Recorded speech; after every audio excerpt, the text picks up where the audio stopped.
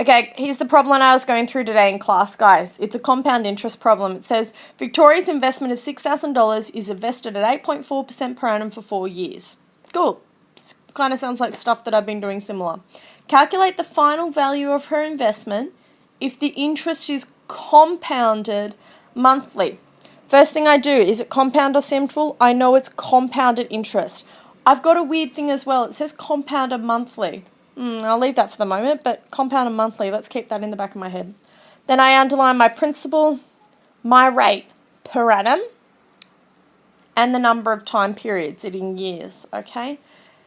Now, I know I work out compound interest as interest equals the principal multiplied by 100% plus the rate to the number of time periods. I know that's how I work it out.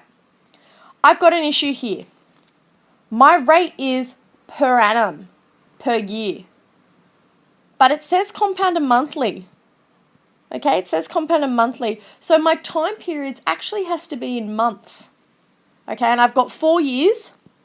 So 4 years times 12 months means I've got 48 time periods.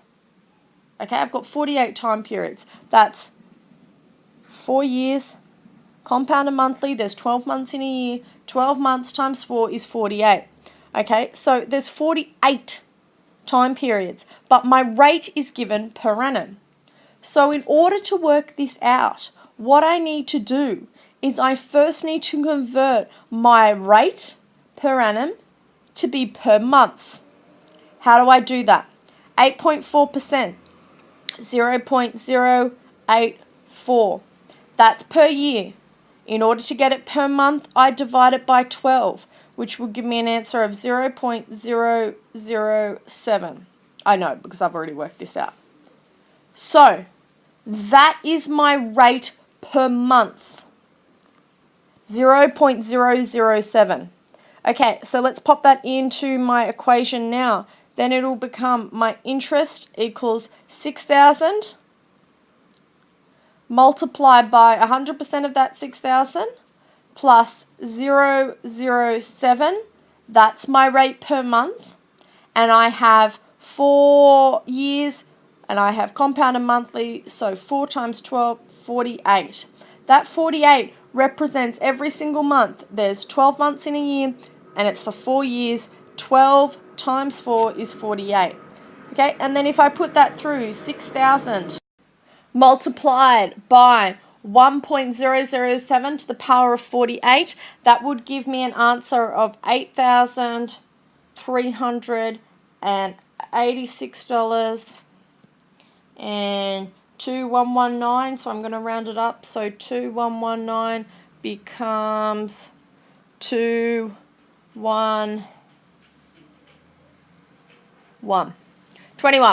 So finally, in the account is $8,386.21. Is that what my question's asking? It says calculate the final value of her investment if the interest is compounded monthly. Yes, that's the final value. Make sure, if the question asks you calculate how much interest she earned, okay, you would have to take that number and subtract 6,000, the original amount that's put in. Make sure you read the question. So, Cooper Haddon, when you're sitting there going, why don't people get this? I will show you an example of in the test where people don't get it because they don't read the question. Read the question, okay? Let me show you another example. So, instead with this one, I left compounded monthly. Let's try compounded quarterly. Okay, compounded quarterly. Done. Cool. Victoria's investment of $6,000 is invested at 8.4% per annum for 4 years. Calculate the final value of her investment if the interest is compounded quarterly. What do? It's compounded. I make sure I underline compounded. I'll do it in the same color just to be nice and consistent. Nope, can't rub that out. Can rub that out. There we go. Okay, I'm going to do it in the same color. It is compounded quarterly. Make sure I download that, underline that. I know that means compounded and compounded 4 times a year. Then I underline my principal. I underline my rate. I underline my time periods, okay? 6,000 at 8.4% per annum, compounded quarterly, not annually, which means my time periods are going to have to be modified.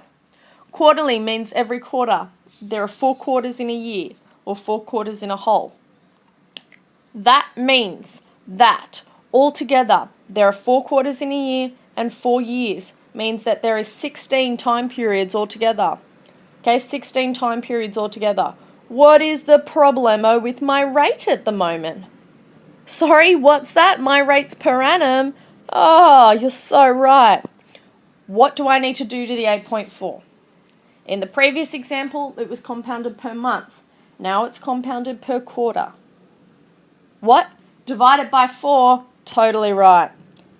0.084 or 8.4% divided by 4 will give me my rate per quarter, which is 0.021 or 2.1%. Then, so what I've done there, just one more time for everyone playing at home, it says compounded quarterly. I have converted my interest rate into a quarterly rate. By dividing it by 4, I have converted it into a quarterly rate. So, let's just delete all that. Beautiful. Okay? Cool. So, I know there's 16 time periods. I know my interest rate now is 2.1%.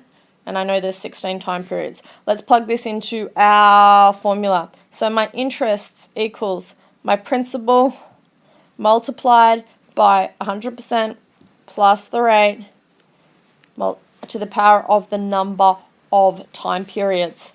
My interest rate equals 6,000, my interest equals 6,000 multiplied by 100% plus 2.1%. That's how I write it. It's 100% and 2.1% to the power of the number of time periods I have, which is 16. I got that 16 because it's 4 years and there's 4 quarters in a year. 4 fours are 16. Okay, and if I go through and do that, my answer will be, one second until Mr. Corsi works it out. 0, I could probably work it out on the top of my head, but I'm not going to 16